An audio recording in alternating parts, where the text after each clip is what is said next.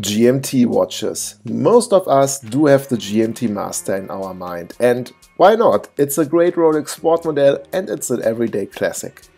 Anyways, there are so many great alternatives and I would like to introduce to you 6 of mine. Alright guys, let's go!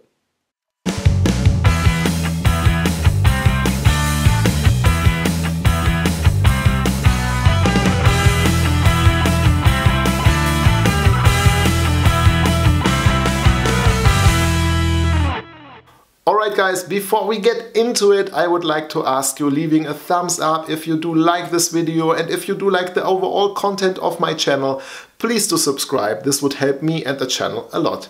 Thanks guys.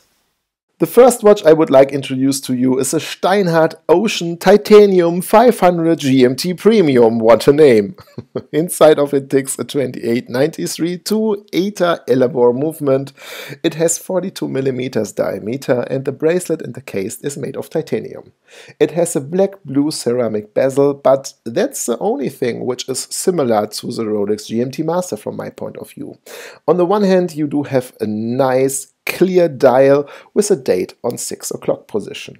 The hands are straight and not the typical Mercedes hands, and it is used lume everywhere, including inside of the bezel. I hold this watch in my hands during the last watch event I visited and it left really a great impression. It isn't a one-to-one clone, but a nice homage with its own character. A great watch for everyday wear and a lot of fun, I would say.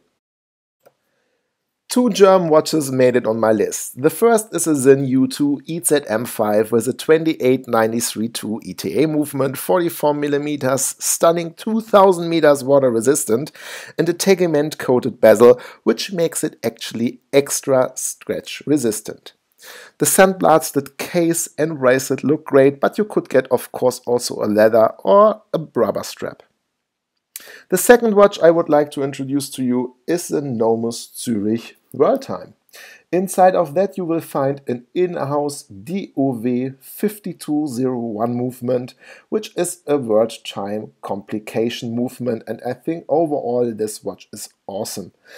Yeah, it is far more dressy than the Sinn and the Steinhardt, but this is what I do like, as I do think there are 2 less dressy watches or dressy GMT watches on the market, and I think the Nomos does have all the German Bauhaus design clues, and it is a world time watch which still looks very, very elegant. From Germany back to the Swiss Alps, and we do talk about Breitling.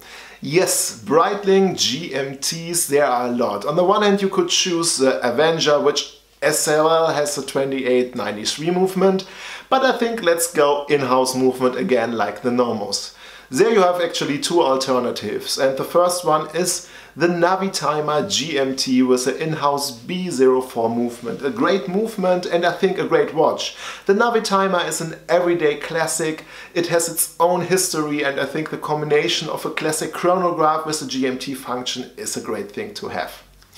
Anyways, 48 mm is a big size and not wearable for everyone, so another alternative would be the Chronomart GMT, which is available in 47, 44 and even 41 mm.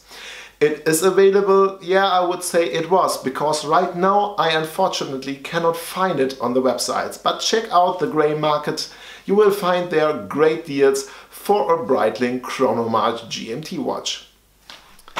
Of course, Omega does offer as well great GMT watches. 2 I would like to point out. First, of course, the regular Omega Aqua Terra GMT Master Coaxial Special Edition.